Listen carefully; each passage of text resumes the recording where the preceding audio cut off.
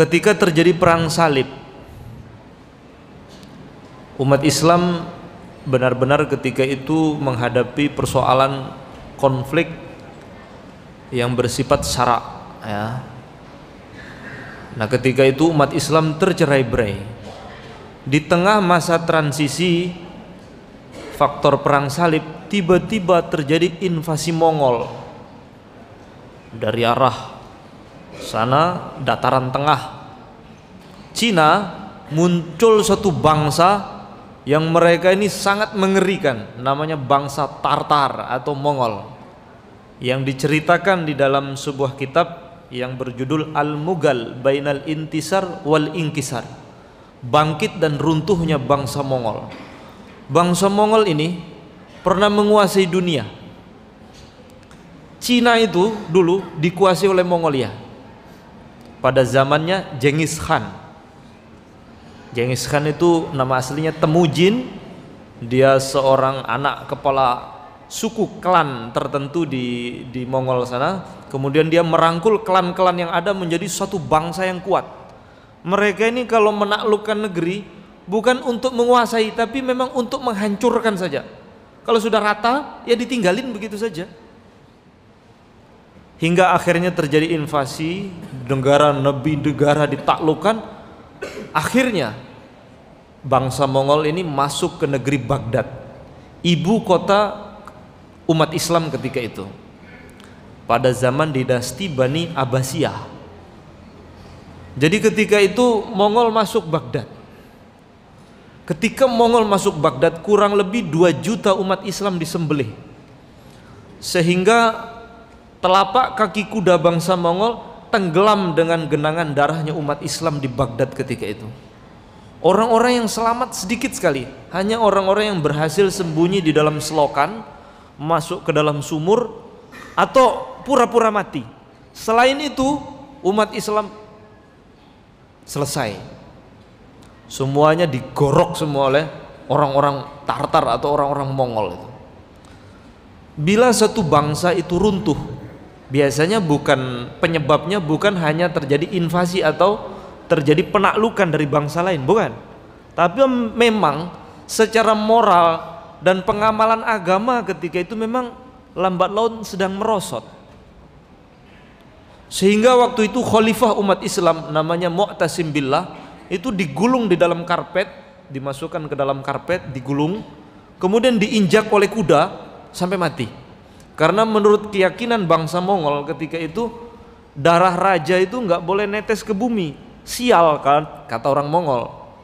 Maka cara membunuh raja itu dia ndak ditikam begitu, ndak, tapi dimasukkan dalam karung atau digulung dalam karpet, kemudian dipukuli sampai mati.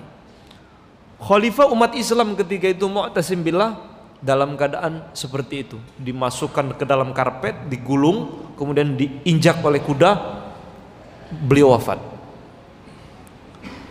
Ketika runtuhnya Baghdad dengan masuknya Mongolia atau bangsa Tartar ke Baghdad, seluruh negeri muslim fobia Mongol. Jadi kalau di warung begitu ada yang teriak Mongol, lari semua itu. Ya seperti sekarang lah, kalau ada orang lempar tas begitu, boom gitu, lari gitu. Ya mungkin dulu begitu kurang lebihnya. Di mana-mana fobia Mongol, ketakutan bila ada yang menyebut Mongol, lari semua. Dan uniknya bangsa ini nggak pernah kalah. Mulai zaman kakeknya yang menaklukkan Baghdad waktu itu, mulai dari Genghis Khan sampai cucunya Hulagukan yang menaklukkan Baghdad, itu belum pernah kalah, sekalipun tidak pernah kalah. Jadi unik bangsa Mongol ini. Mongol ini satu bangsa mengadakan invasi tapi tidak pernah kalah. Cina takluk, Khwarizmi takluk.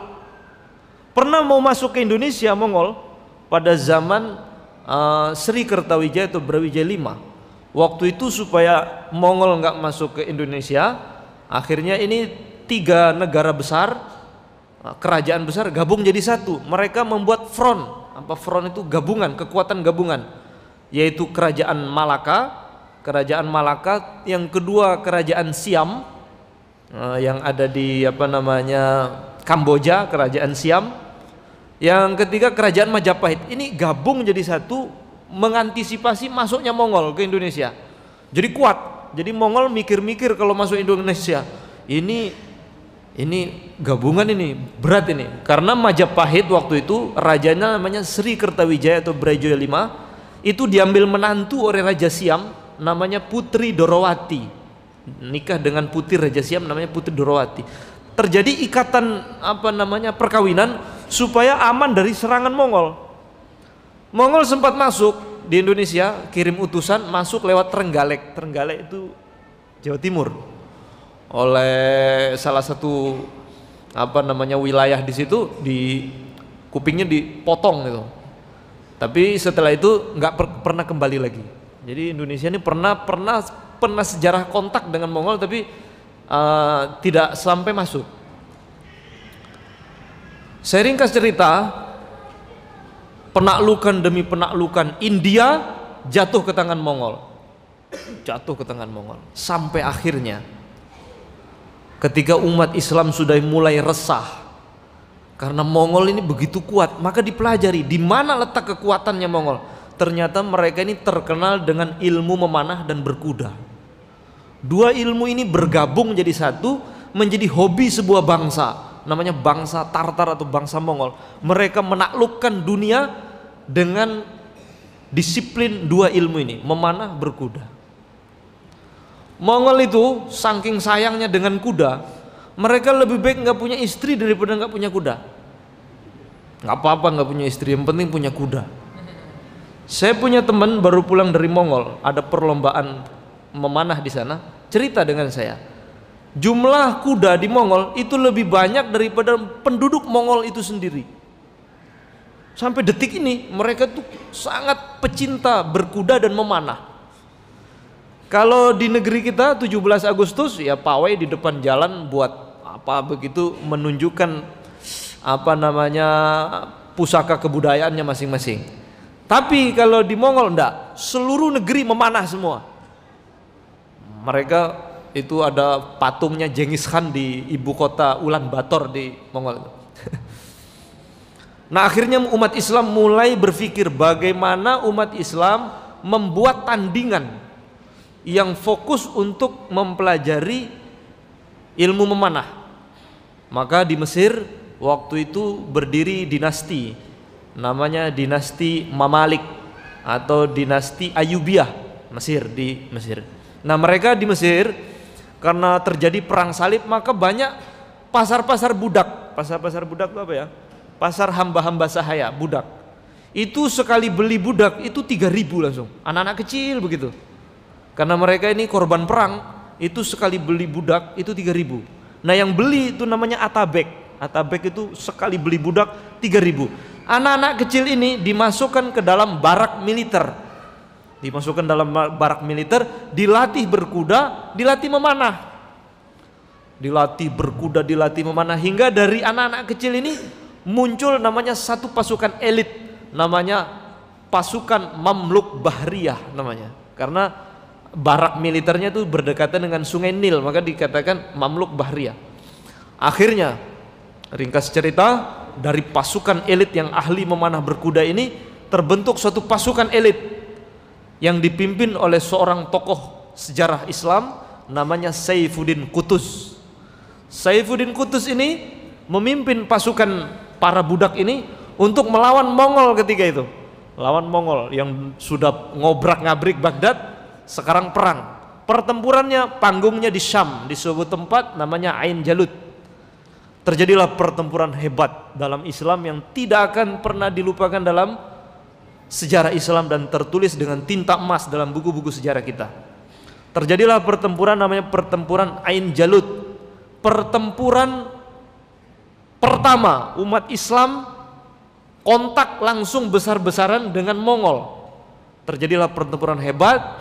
Mongol dengan teknik memanah berkudanya, warisan budaya mereka. Nah, Islam membawa para budak dulu yang sudah dilatih dengan ilmu memanah berkuda. Terjadi pertempuran, kalah Mongol. Itulah kekalahan Mongol pertama dalam sejarah Mongol. Tidak pernah kalah sebelumnya. Dengan kekalahan Mongol pertama kali, ternyata itulah yang terakhir kalinya. Dinasti ini bubar dengan sebab apa? Ilmu memanah dan berkuda. Langsung selesai. Karena jenderal kesayangannya Hulagukan yang dulu pernah membunuh Mu'tasim Billah di Baghdad, stres karena jenderal kesayangannya mati, dibunuh oleh Saifuddin Qutuz. Akhirnya stres, mati stres ya. Bukan mati dibunuh kalau Hulagukan, mati stres, akhirnya mati. Setelah itu anak-anaknya Genghis Khan pada masuk Islam. Pada masuk Islam. Di India ada namanya Tipu Sultan atau apa, Tipu Sultan Haidar Ali. Itu keturunan Genghis Khan masuk Islam itu.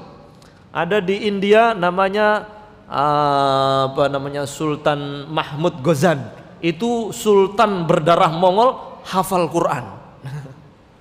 Hafal Quran. Jadi dengan sebab kekalahan Mongol itu bubar, terus negara-negara yang sudah dikuasai Mongol pada masuk Islam. Sebab apa? Ketika umat Islam perhatian dengan ilmu memanah dan berkuda. Itu di apa namanya, di Persia. Itu juga berdiri kerajaan Mongolia di sana. Di suatu hari ada seorang syekh, namanya Syekh Jamaluddin namanya. Syekh Jamaluddin Al-Farisi, dia orang Persia.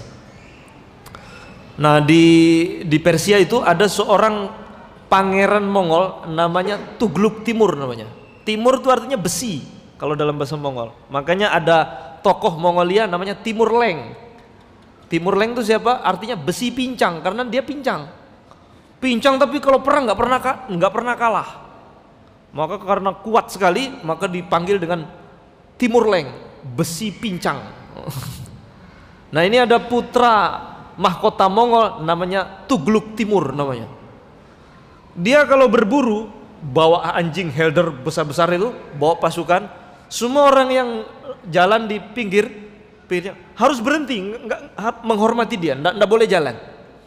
Ketika Tugluk Timur ini keluar dari istana bawa anjing besar, tiba-tiba Syekh Jamaluddin dengan santrinya itu lewat. Namanya seorang ulama kalau jalan itu tunduk. Maka dia perhatikan, ini orang kok jalannya begitu ya, tunduk begitu. Tangkap coba. Tangkap. Maka Tugluk Timur bilang kepada Syekh Jamaluddin ini, "Hei Syekh, kamu kenapa jalan kok nunduk begitu?" Tidak dijawab. Akhirnya ini putra mahkota pangeran Mongol ini tanyanya berbeda. "Syekh, kamu sama anjing saya ini baik mana?" Gitu. Kurang ajar nih pertanyaannya nih.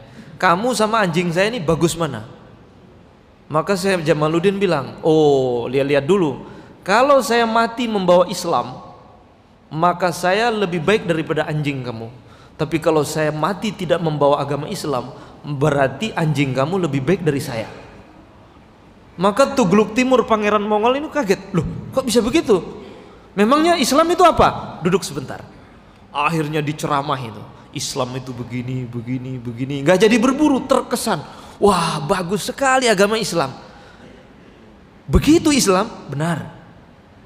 "Bagaimana kalau kamu masuk Islam?" Kata Syekh Jamaluddin. "Wah, saya nggak berani sama bapak saya.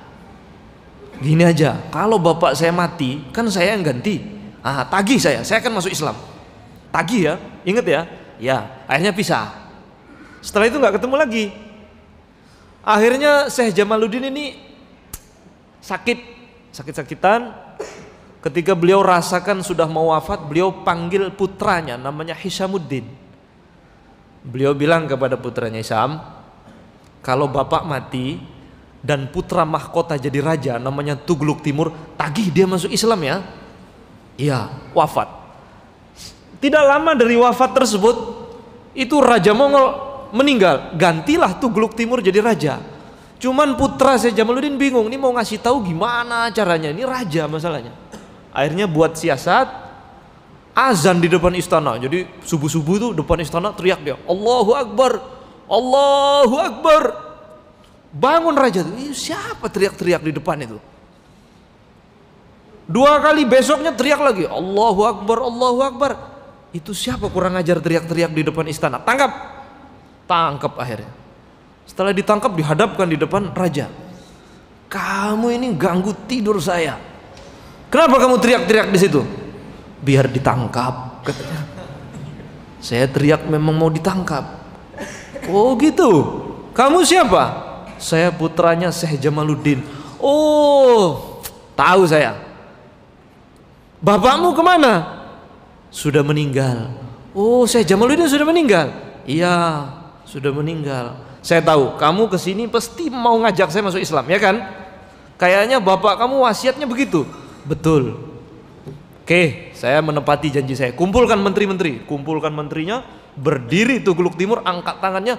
Asyhadu an la ilaha illallah wa asyhadu anna Muhammadar Rasulullah. Kemudian Tughluk Timur bilang, raja baru Mongol nih, saya sudah masuk Islam. Kalian para menteri harus masuk Islam. Sebagian senyum-senyum. Kenapa kamu malah ketawa? Kami sudah masuk Islam lama, cuman nggak berani bilang-bilang katanya. Ternyata udah lama masuk Islam, cuman karena takut sama rajanya diem-diem aja. Artinya apa? Kekuatan Islam itu adalah kekuatan akhlak. Jalan tunduk pandangan itu merubah satu negara.